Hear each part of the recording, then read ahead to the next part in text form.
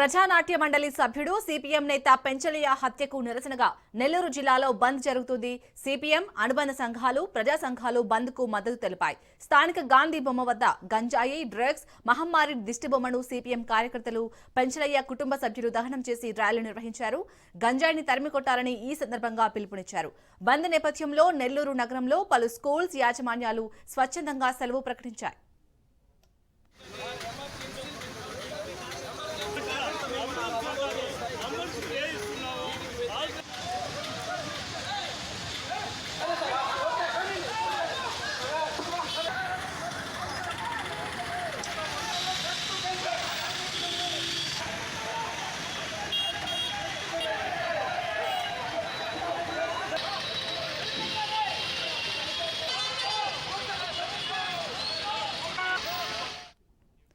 ప్రజానాట్య మండలి సభ్యుడు సిపిఎం నేత పెంచలయ్య హత్యకు నిరసనగా నెల్లూరు జిల్లాలో బంద్ జరుగుతుంది. సిపిఎం అనుబంధ సంఘాలు, ప్రజా సంఘాలు బంద్ కు మద్దతు తెలిపాయి. స్థానిక గాంధీ బొమ్మ వద్ద గంజాయి, డ్రగ్స్, మహమ్మారి దిష్టిబొమ్మను సిపిఎం కార్యకర్తలు, పెంచలయ్య కుటుంబ సభ్యులు దహనం చేసి ర్యాలీ నిర్వహించారు. గంజాయిని తరిమి కొట్టాలని ఈ సందర్భంగా పిలుపునిచ్చారు.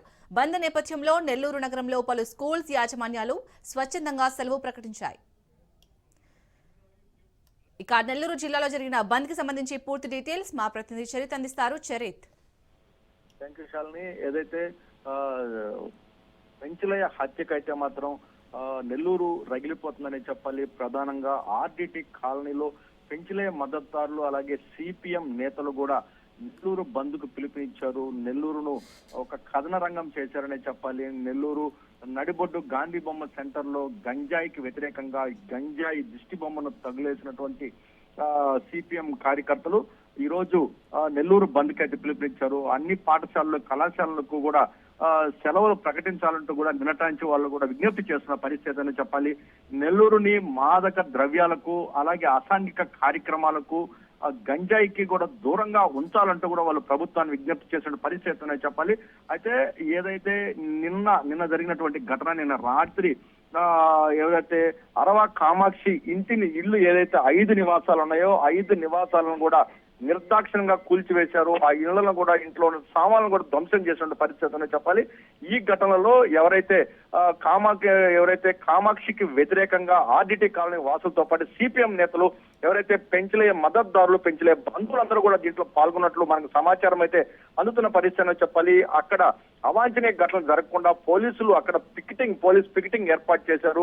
ఇంకా ఎలాంటి శాంతి భద్రతలు విఘాతం కలగకుండా అక్కడ పోలీసులు ప్రత్యేకమైనటువంటి చర్యలు కూడా చేపట్టిన పరిస్థితి అని చెప్పాలి.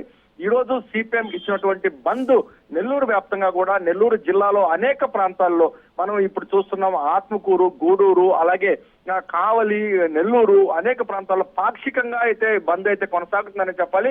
అయితే ఇప్పటికైనా సరే పోలీసులు దీనిపై అయితే కఠినంగా వ్యవహరించాలి. ఏదైతే అసాంఘిక కార్యక్రమాలు ఉన్నట్టు వీటి పట్ల ఉక్కుపాదం మోపాలంటూ కూడా ఇటు సిపిఎం నేతలు కానీ, ప్రజా సంఘాలు కానీ, ఎవరైతే పెంచలయ్య ఆశయ సాధన కోసం కృషి చేసినటువంటి అందరూ కూడా తెలియజేసిన పరిస్థితులు.